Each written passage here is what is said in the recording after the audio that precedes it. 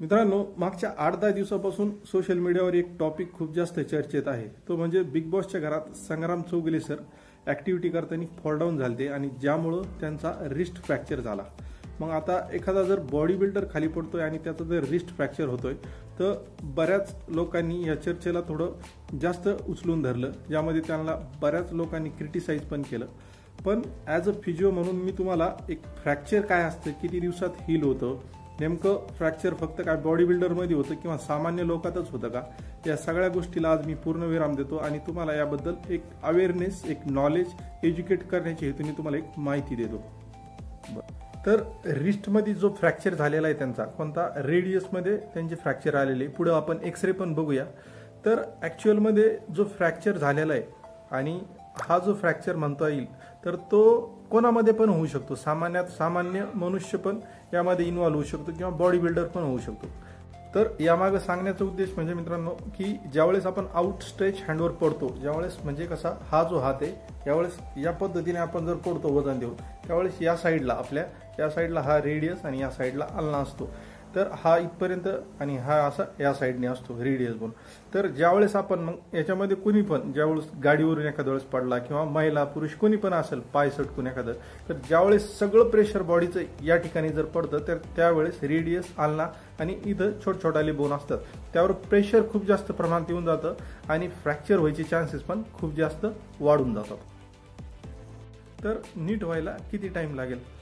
यामध्ये post op केल्यानंतर आपण लवकरात लवकर जर फिजिओ सेशन चालू केले डॉक्टरच्या सल्ल्याने तर आपल्या हाताला स्टिफनेस येणार नाही आणि स्टिफनेस नसल्यामुळं आपण हाताची मूवमेंट एकदम फ्रीली करू शकू आणि फ्रीली जर मूवमेंट झाली तर आपली रिकव्हरी फास्ट होती आणि जास्तीत जास्त आपल्याला 2.5 ते 3 महिने लागतात, कारण पूर्णतः हातात पूर्ण ताकद यायला आपल्या डेली ॲक्टिव्हिटी करण्यापर्यंत.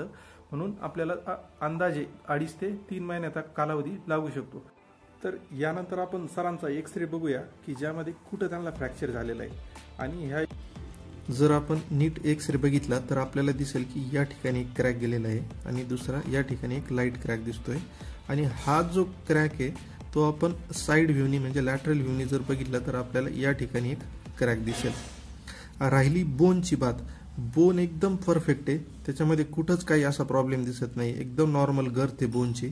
आणि आपण लास्टली राहिला विषय क्रिटिसाइज करायचा, ज्यामध्ये आपण ज्या पद्धतीने त्यांना सोशल मीडियावर कमेंट वगैरे जे केलेत ते अतिशय एक चुकीची आणि अयोग्य गोष्ट आहे. कारण काय आहे की एक बॉडी बिल्डर किंवा आपण जर पैलवान बघितला तर एक आपण आपल्या डोक्यामध्ये एक कल्पनाच करून ठेवलेली आहे की काय की तो खूप जास्त दिसायला मजबूत आहे, पडल्यानंतर त्याला लागायला नाही पाहिजे किंवा इंजुरी वगैरे त्याला व्हायला नाही पाहिजे, कारण खूप जास्त दिसायला मजबूत असल्यामुळे त्याचे हाडं वगैरे खूप मजबूत असतात.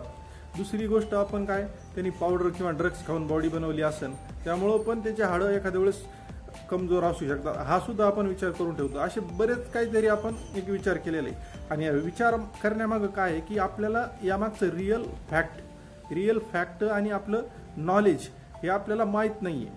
म्हणजे त्या गोष्टीमागचं आपल्याला सत्य आपण कधी जाणून घ्यायचा प्रयत्नच नाही केला, त्यामुळं आपण ह्या अशा पद्धतीचे विचार करतोय.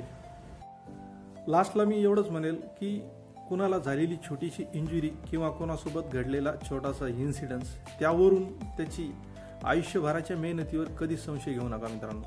कारण काय आपणच सोशल मीडियावर म्हणत असतो की नेव्हर जज बुक बाय इट्स कव्हर. कारण काय आहे की संग्राम सरांचं बॉडी बिल्डिंग आणि फिटनेस क्षेत्रामध्ये खूप जास्त प्रमाणात योगदान आहे.